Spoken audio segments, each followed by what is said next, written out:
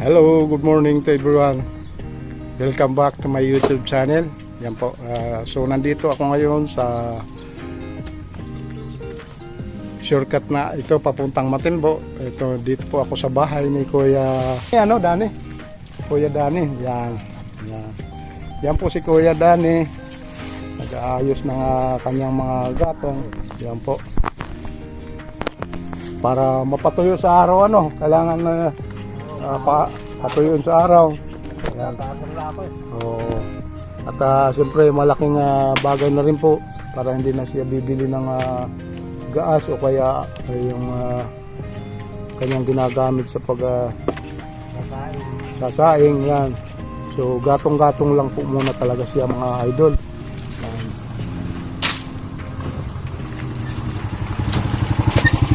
Ito si Tatay Dani. Musta naman kayo, Tatay Dani?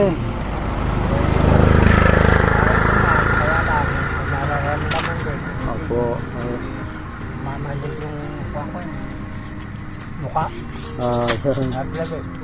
Ayan, Tatay Dani. Kailangan lalaban lang tayo sa hamon ng buhay.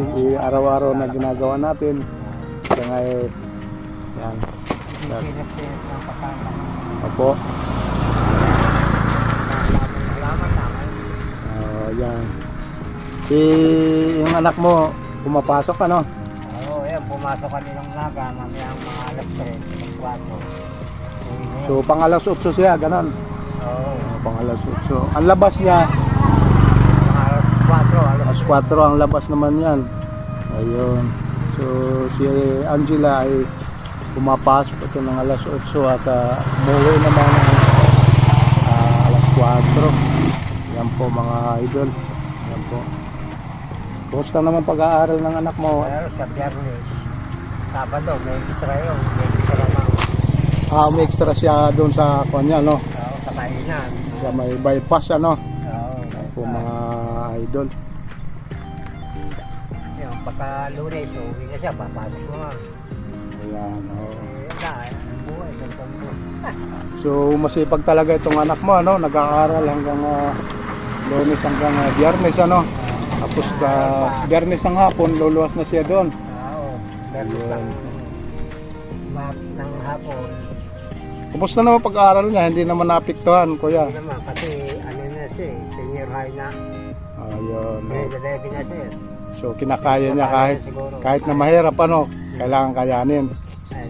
Sa gabi, nag-aaral siya. Kung minsan naman, nag-online siya. So mga igan, mga idol, si Angela pumapasok ito sa pagdating ng Sabado, Oo, ng Bernis ng hapon. Sabado, yun, extra sa may kanina. pasok doon sa may bandang highway, sa may bypass, yan, sa Calpin. Mapasok siya Sabado, Linggo, yan, para pangdagdag na rin sa kanya mga baon-baon niya araw-araw, panggastos, yan, mga pangangailangan sa school. Yan po mga idol. Yan po. So napakasipag talaga itong anak mo, ito nga, determinado talagang makapagtapos sa pag-aaral, Sikat siya lakas. Opo, Pag yan. makatapos siya, gumandagdag ng buhay. Yan po ang libangan ni tatay. Yung mag-ano ng... So ngayon tayo, wala kang pension, Isis pension, wala, Ay, wala. Kasi nga ako, yung hindi naman ako nakapaghulog ng hindi na kuan maghulog, nagkasakit ako. Ayan po. Tatay, titingnan ko lang yung kuan mo uli, yung loob ng bahay mo, Yan po mga igan, mga idol. Ito po yung tirahan ni Tatay Dani. Yan po, yan yung bahay na yan. Ang bahay niya po ay napailalim nitong puno ng mangga, kaya medyo malamig. Ayan. Ayan, oo. Presko ang kanyang tirahan. Yan po mga idol. So kung mapapansin niyo guys, ito yung kanyang tirahan. Yan po. Ginawa niya ng paraan. Dito po tayo, titingnan ko yung tayo. Papasok ha. Tara. Mauna kayo tayo. Mauna kayo sa loob. Yan, titingnan ko lang yung buwan ni tatay. Ayun na, gandaan na. Ayan nga. Yung sinasabi ni tatay, yung kanyang tinitirhan. Kung mapansin nyo guys, yan po. Yung pinakasahig. Medyo mga palitin na. Nagala nga yung sahig ng ko. Yan po. Kung makikita, masisilip nyo. Mga igan, mga idol. Yan po ang kanilang pinakakwarto dito sa side na ito. Yan. Yan po. Kaya gusto sana niya palitan o i-repair man lang yung mga dapat palitan na kasi bumabagsak na nga po ito. Yan po, mga idol. Yan na pinaka nagsisilbing ilaw ni tatay sa battery. Yan. Yun lang yung lapon. Opo. Yan naman malakas yan pagka gabi. Ayan. Ayan po doon mga idol. Yan po ang pinakahugasan nila ng pinggan. Yan doon banda doon na partidor. Yan. Ito po yung tirahan ni Tatay Dani. So ito po ginawa niya dito ng paraan para mayroon na dito po nag-aaral yung kanyang anak yung nauwi ng school para mag-review na rin po sa kanyang mga pinag-aralan sa maghapon. Yan. Yan po mga igan. Tsaka dito na rin ginagawa yung kanyang mga assignment na binibigay ng kanyang teacher. Yan mga idol. Dito po sa lugar na ito. Kaya sabi nga ni Tatay Dani kung ano pwede pang paluwagan para mas maganda kung mayroon daw upuan. Ayan mga idol. So, musta naman kayo Tatay Dani? Yung buhay-buhay? Kung minsan nakaiga, minsan laman. Lalaman lang, gano'n lang. Magkakapaano na. Minsan naman. So ito po yung almusal natin ngayon tatay, ano? Kape at saka tinapay. Oo. Yan po. Dahil minsan sa umaga, kaming tinapay lang. Po. Kaya ang ginagawa ni Tatay Dani, yan, minsan nga lumalabas-labas na lang siya para maglakad-lakad, ano? Lalakad-lakad lang. Opo. Mas na naman kayo, hindi kayo na nahihilo naman. Ako minsan din. Oo. Kasi ano ka, minsan Opo, mamanin. parang Siya, minsan. mamadun yung mukha ko, pagka mainit, gano'n. Eh, kung pwede siya din, Yan po ang napapansin ni Tatay Dani sa kanyang hindi kalusugan. na akong magpa-check up, kaya lang ayun. Hindi ko na iniisip na magpa-check. Ayun. Gastos lang, alam mo kanyang gagastusin ka. Opo. Dala na po, Panginoon. Ayun. Pero, ito sa pagkain lang. Talo naman. Sa pagkain po, okay naman. Nakakaraos naman. Opo. Araw-araw naman. Araw-araw. Pero, siguro, kaya. Opo. Kailangan yun. Ha? So yun po mga igan, mga idol. May ulam na ngayon kuya, may ulam na. Meron naman kaya lang. Pinuluto pa ako. Kahit mais na, Opo. Kaya nga, pang biliman lang ng pananghali ang ulam. Yan po. So ngayon kuya, pasensyahan mo na ang aking makakayanan.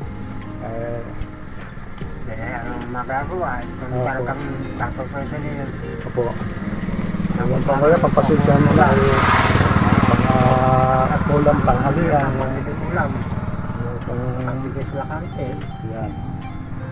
Maraming salamat ulit. Yan, opo.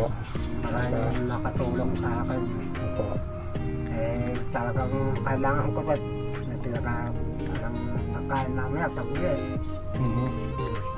hindi naman siya masilang kaya lang may kanin lang kahit ano iyahan yung kumakain kaya lang iba yung bata may sustansya ka kailangan mo nakain Pero So, maraming salamat sa tulong niyo. ayan, walang ano man po. Sana pagpalain po tayo ng Wala Panginoon. kayang magtrabaho. Para gabayan tayo lagi sa araw-araw na Wala akong 60. Ano na ako?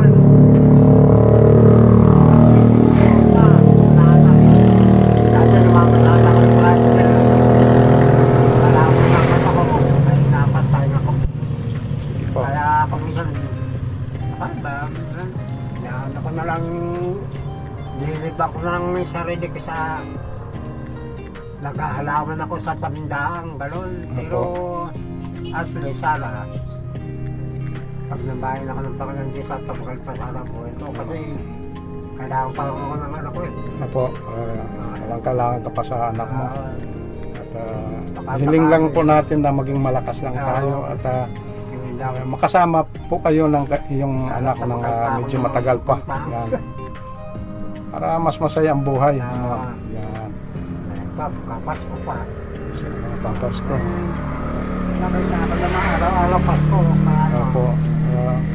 Maganda talaga ang kapiling yung magulang kahit mahirap ang buhay, basta kasama mo walang kasing walang katumbas na kaligayahan po yon pagkasama mong magulang. Yan. Alarin. Yan po. So, Kaya maraming salamat ulit sa mga tulong na ayun, pumunta sa okay lang po yan.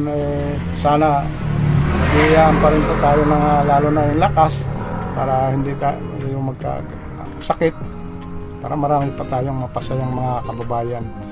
Yan po ang hiling ko lang. Yan. Kumusta naman si Angela na anak mo? Mabait naman. Mabait naman. Kasi kasi meron siyang Bible study Yan. after Sunday. Kaya lang may extra trabaho para niya naiwan. Pero at least kahit paano nagba-Bible study siya. Ayan. Ika nga Hindi naman siya nagbabarkada pero meron din kaibigan. Kahit paano nag-aaya sa kanya papunta doon sa kasi tawin. Meron siyang panahon sa kaibigan, meron pa sa Bible. Pinagkahati niya. Sa akin, ganun din. Sa tatay. Uusap kami magama kung anong kailangan namin magama. Kasi kami lang talaga yung makasama sa gabi. Minsan, tulad nabanggit na yung Mang Romeo na nagawin sa Lapasaw Kakanti. Maraming salamat ulit para at least nakakasayan po ang aking anak. Opo. Tansya ko naman doon, okay, ship naman siya doon sa pinapasokan niya. Ayan po. Baka hindi siya umuwi ng 3 araw, 2 araw eh. Siyempre, nandun yung pag-aalala mo bilang Kasi may magulang. pasok, bakit hindi umuwi? Ba't di mo uwi, Pero tumatawag naman sa mga dito sa Pagka at kumukontak least na. pinaga online, Para hindi ka mag-aalala. walang pasok. Kasi tumatawag sa school, pag walang pasok, hindi na siya uwi. Magtatrabaho, sayang din eh. Sayang ang isang araw, Kaya sabi ko naman, tatawag kayo muna para at least alam. Para hindi ka mag-aalala, So, napakasipag. Kasi hindi ko alam yun eh. Opo. Hindi na ako nagbibiyahe na. Mabuti nga't nadalaw ko doon. Maraming salamat ulit. Opo. Kung sakaling emergency na meron na akong tatakbo para sa inyo. Tsaka, puntahan doon. alam mo naman yung bahay ko, di ba? Alam ko na, madali na po. Ayan po. Tsaka, yung po kasi ang trabaho ko talagang yung tumulong sa mga nangangailangan natin mga kababayan. Ako nagpapasalamat, maraming salamat sa mga tumutulong sa akin na malaking bagay din. Saka maraming salamat po sa atin po. Walang naman po. Sana gabayan po tayo ng Panginoon at pabain po ang ating mga buhay at lalong palakasin pa ang ating katawan at sa pananampalataya na rin. Palakasin tayo ng ating kung may kapal para na rin sa araw-araw natin na ginagawa. Yan po mga idol. So yan po, maraming salamat Tatay Dani sa iyong konting panahon, sa iyong mga message. Yan po, maraming salamat po sa inyo. Yan. Maraming salamat tatay sa inyong konting panahon at yan. Salamat po siya. Ayan, okay. Bili na lang ng bigas. Ako po, maraming salamat sa inyo. At pagpasensyahan nyo na yung aking makakayanan. So ito po mga igan, mga idol, ang tirahan po ni Tatay Danny. Kaya alaman ko, ayan. Ayan po. Sa pangatlong pagkakataon na videohan ko si Tatay, yan. Yung katabi lang po ito ng whole court. Yan yung covered court pala. Yan ang covered court. Mapapansin ko guys. Sa likod lang po yan. Yan.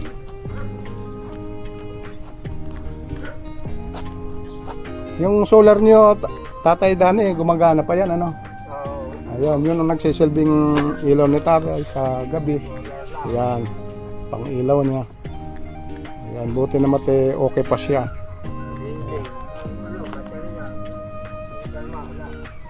Ayan. So ingatan na lang para tumagal pa siya at humaba pa ang kanyang serbisyo sa inyo yung ilaw na yan. Kasi napaka-importante talaga ng ilaw, kuya. Sa totoo lang. Siyempre lalo na sa ganito may edad tayo. Nangangailangan natin ng liwanag sa buhay. Lalo na sa ating tirahan. Yan po. Oo. Hindi ko kayo natin. Hindi ko lang natin dito yan. Yung cellphone na ganyan. Opo. Hindi na. Ano lang, aninag. Pero hindi ko nakakita. Opo. Yung mga kuha natin, picture natin din. Ako hindi ko nakita yun.